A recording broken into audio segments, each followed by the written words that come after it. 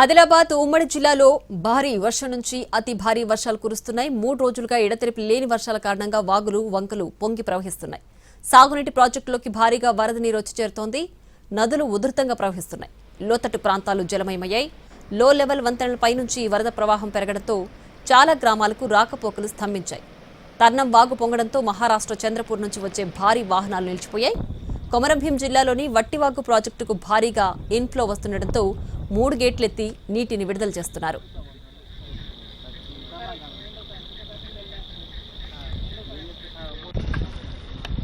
ఆదిలాబాద్ ఉమ్మడి జిల్లాలో భారీ వర్షాలకు సంబంధించి మరింత సమాచారాన్ని మా ప్రతినిధి సారంగపాణి అందిస్తారు.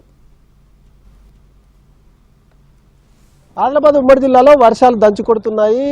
కొమరంభీం మంచిర్యాల జిల్లాలో భారీ నుంచి అతి భారీ వర్షాలు కురుస్తున్నాయి. ఇటు నిర్మల్ జిల్లా ఆదిలాబాద్ జిల్లాలో సైతం ఏకతాటిగా కురుస్తున్న వర్షాల కారణంగా లోతట్టు ప్రాంతాలు జలమయమయ్యాయి. ప్రస్తుతం మనం తర్నం ఆదిలాబాద్ జిల్లా తర్నం వాగు వద్ద ఉన్నాం. తర్నం వాగు వద్ద దారిపై నుంచి వరద ప్రవాహం పోతున్న నేపథ్యంలో ఇక్కడ నిర్మాణంలో బ్రిడ్జి ఉంది.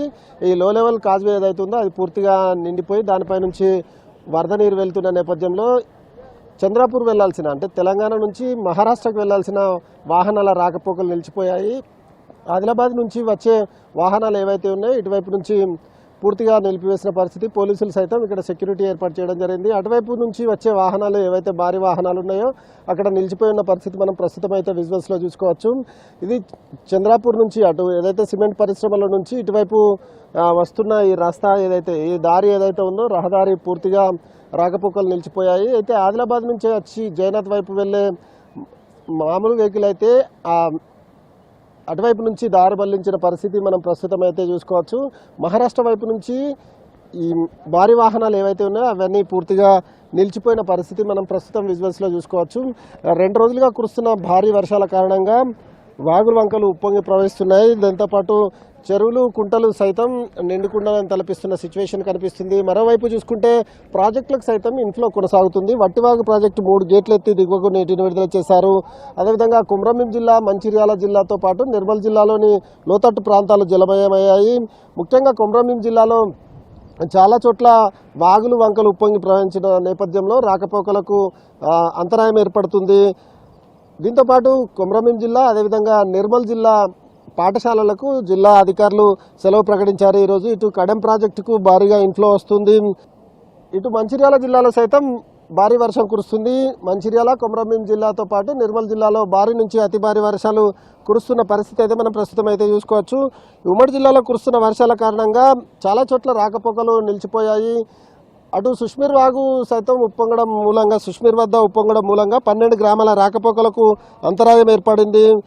పలుచోట్ల వాహనాలు సైతం ఏదైతే కొమరంభీం జిల్లాలో ఒకచోట వాగు దాటుతున్న క్రమంలో లో లెవెల్ వంతెనపై నుంచి వెళ్తున్న బొలెరో వాహనం ఏదైతే ఉందో పెంచికల్పేట మండలం కొండపల్లి గొల్లవాగు మధ్య అక్కడ అది ప్రవాహానికి ఆ వంతెన కొట్టుకపోయింది.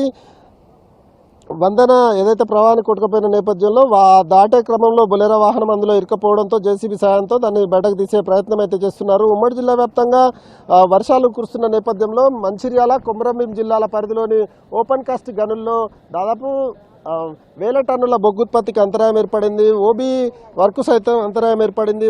బొగ్గు తరలింపుకు సైతం ఆటంకం ఏర్పడిన సిచ్యువేషన్ అయితే కనిపిస్తుంది. మరింత వర్షాలు కురిసే అవకాశం ఉందనే వాతావరణ శాఖ హెచ్చరికల నేపథ్యంలో ఆయా జిల్లా అధికారులు అయితే అప్రమత్తమయ్యారు. ప్రస్తుతం ఈ తర్నం వాగు ఏదైతే ఉందో ఉప్పొంగి ప్రవహించడం మూలంగా మహారాష్ట్ర వైపు అదేవిధంగా ఇటు తెలంగాణ మధ్య రాకపోకలు అయితే నిలిచిపోయాయి. ఆదిలాబాద్ నుంచి వెళ్లే వాహనాలు మాత్రం దారి మళ్లించిన సిచ్యువేషన్ అయితే కనిపిస్తుంది. ఇది ఆదిలాబాద్ ఉమ్మడి జిల్లాలో వర్షాలకు సంబంధించి పూర్తి అప్డేట్స్. కెమెరామెన్ సత్యంతో సారంగపాణి టీవీ తర్నం వాగు నుంచి.